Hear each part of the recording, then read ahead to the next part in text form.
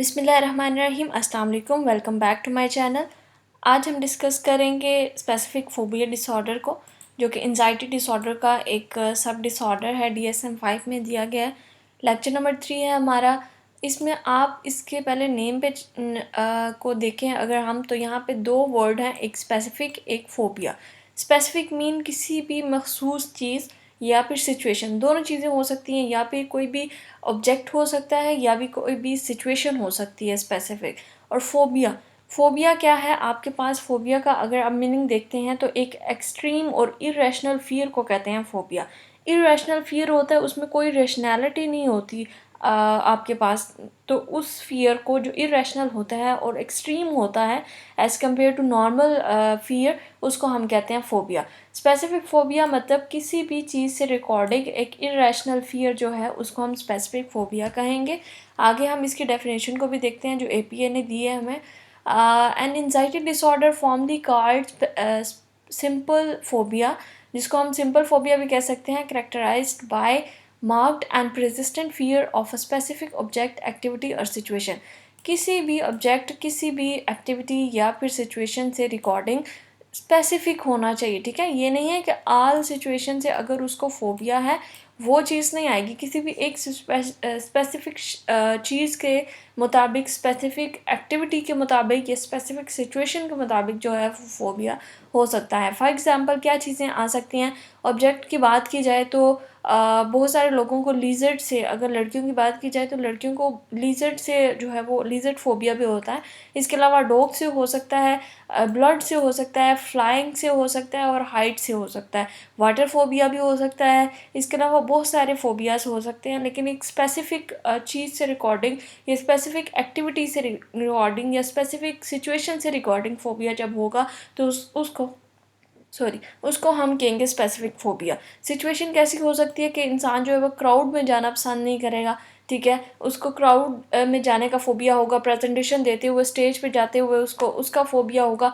बहुत सारे different phobias इसके अंदर आ सकते हैं, लेकिन एक स्पेसिफिक सिचुएशन जो है वो होनी चाहिए।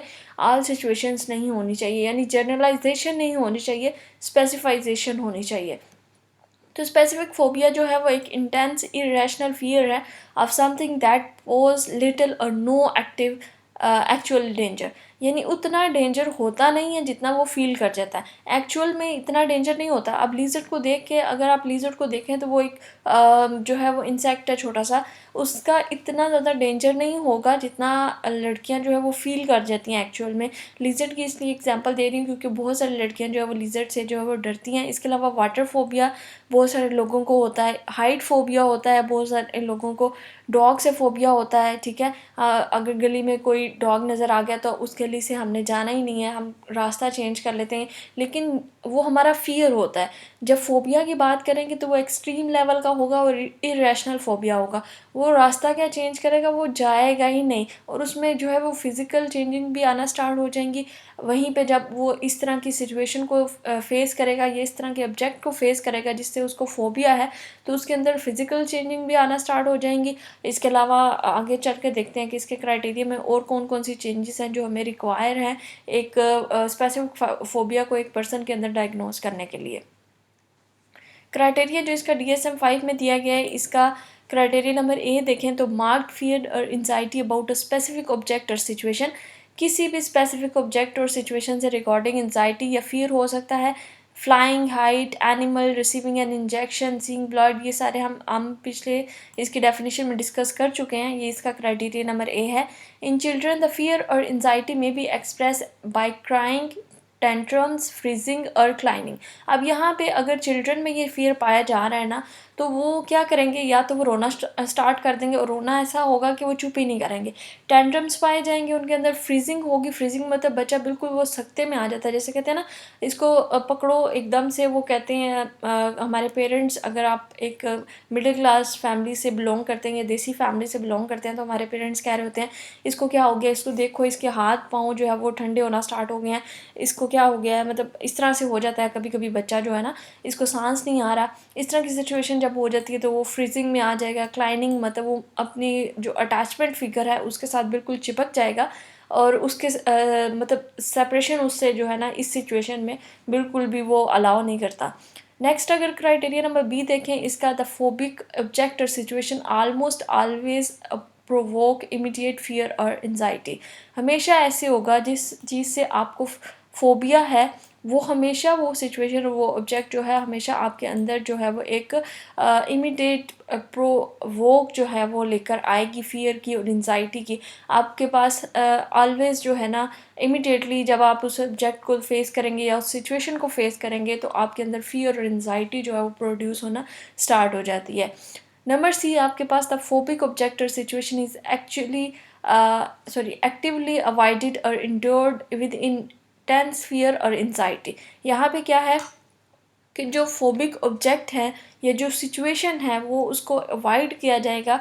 जिसको फोबिया है वो जो पेशेंट है वो जो क्लाइंट है ये पर्सन है जिसको फोबिया है वो उस सिचुएशन को अवॉइड करेगा। मैंने पहले भी एग्जांपल दी थी कि अगर डॉग से किसी को फोबिया है तो वो क्या करेगा, वो जाना ही पसंद नहीं करेगा भाई कि भाई डॉग है, मुझे आवाज़ आ रही है डॉग की, ठीक है, तो वो उस चीज़ को अवॉइड करेगा। ठीक है, इसके अलावा अगर किसी को वाटर फोबिया तो वो सी साइड पे नहीं जाएगा, जो है वो रिवर साइड पे नहीं जाएगा, इस तरह की चीज़ों को अवॉइड करेगा। हाइट फोबिया है तो वो बहुत ऊंची जो बिल्डिंग्स होती हैं उन पे जाना पसंद नहीं करेगा। तो इस तरह की चीज़ें आपके पास आ सकती हैं। इसके अलावा बहुत सारे लोगों को जो है ना वो उसका फोबिया भी होता है, एलिवेटर का फोबिया भी होता है। जब तो वो लोग जो होते हैं वो उस चीज़ को अवॉइड कर रहे होते हैं। और इस तरह से बहुत सारे फोबियाज़ होते हैं और जिस चीज़ से जिस इंसान को फोबिया है वो इस चीज़ को अवॉइड करेगा, वहाँ पे जाना पसंद नहीं करेगा, क्योंकि वो जो सिचुएशन है वो जो ऑब्जेक्ट है वो इसके अंदर इमीडिएटली फियर और एंजाइटी प्रोड्यूस करना स्टार्ट कर देती है। नंबर डी पे अगर देखते हैं इसके क्राइटेरिया, नंबर डी जो है, द फियर और anxiety is out of proportional to the actual danger. इसकी बात हमने पहले भी की थी कि इतना डेंजर होगा नहीं जितना वो पर्सन फील करेगा, क्योंकि उसके अंदर एक्सट्रीम और उसके अंदर जो है वो इरेशनल फियर पाया जा रहा है। इरेशनल का मतलब क्या है कि सोचे समझे बगैर वो इस चीज़ के बारे में सोच नहीं रहा, लेकिन मतलब ये नहीं सोच रहा कि उसका एक्चुअल में ये डेंजर है या डेंजरस है या नहीं, लेकिन उसका कुछ फियर है जिससे रिलेटेड हो सकता है कि उसकी कुछ थिंकिंग्स हैं और इरेशनल थिंकिंग होगी, कोई रैशनल थिंकिंग तो नहीं होगी इसके पीछे। और इसके अलावा हो सकता है कि उसमें मतलब उसकी इरेशनल थिंकिंग में कोई ना कोई ऐसा इंसिडेंट पाया जाएगा जिसकी वजह से उसको डेंजर लग रहा है। Posed by a specific object और situation and to the social cultural context, ये वही चीज़ पाई जा रही है कि एक्चुअल डेंजर से ज़्यादा एंजाइटी और फियर जो है वो काज होगा पर्सन के अंदर। Number E, the fear anxiety और अवॉइडेंस इज़ परसिस्टेंट। हमेशा ऐसा होगा, कभी कभार ये नहीं है कि कभी वो कह ले कि यार इस टाइम मेरे साथ मेरे अटैचमेंट फिगर हैं या फिर मेरे पीयर्स हैं या मेरे फ्रेंड्स हैं तो मैं इनके साथ वो सिचुएशन फेस कर लेता हूँ। उसको हमेशा इस चीज़ से फियर और एंजाइटी रहेगी जिस चीज़ का उसको फोबिया है। Typically lasting for 6 month. आपने इसको डायग्नोज करने के लिए आपको जो क्राइटेरिया रिक्वायर है वो 6 मंथ या इससे ज़्यादा का होना चाहिए। यानी अगर किसी पर्सन को स्पेसिफिक चीज़ से फोबिया है, वाटर फोबिया है, तो आपने उसकी ड्यूरेशन पूछनी है कि आपको ये कब से है। अगर तो वो 6 मंथ या 6 मंथ से ज़्यादा का बोर है तो दैट आप इसका मतलब क्या है कि उसको स्पेसिफिक फोबिया है।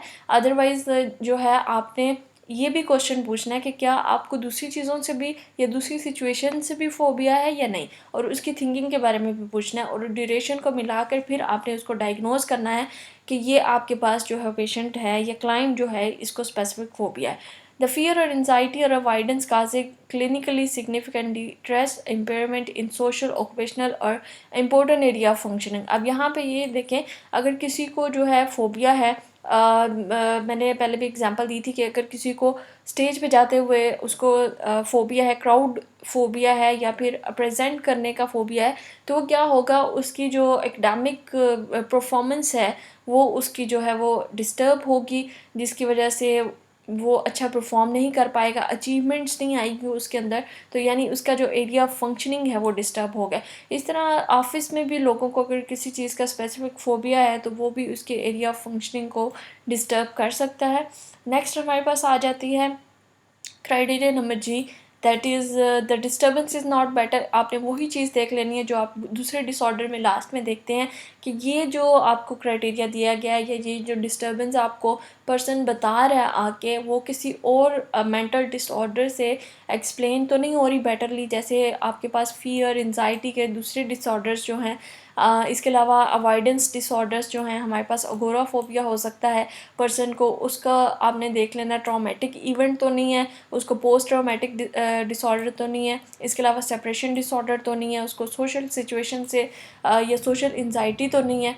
इन सब को आपने देखना है, और सबको कैसे देखना है, इन सब को आपने इनकी ड्यूरेशन को नोट डाउन करना है, इनके स्पेसिफिक क्राइटेरियाज़ को नोट डाउन करना है, और फिर देखना है कि ये सब किस तरह से एक दूसरे से डिफ़र कर रहे हैं और पर्सन को कौन सा फोबिया है। Thank you so much for watching my video. मिलते हैं अपनी नेक्स्ट वीडियो में। आज हमने डिस्कस किया स्पेसिफिक फोबिया को। वीडियो पसंद आई हो तो लाइक कीजिएगा, सब्सक्राइब कीजिएगा और शेयर करना भी मत भूलिएगा। मिलते हैं अपनी नेक्स्ट वीडियो में, तब तक के लिए फ़ी ईमान अल्लाह।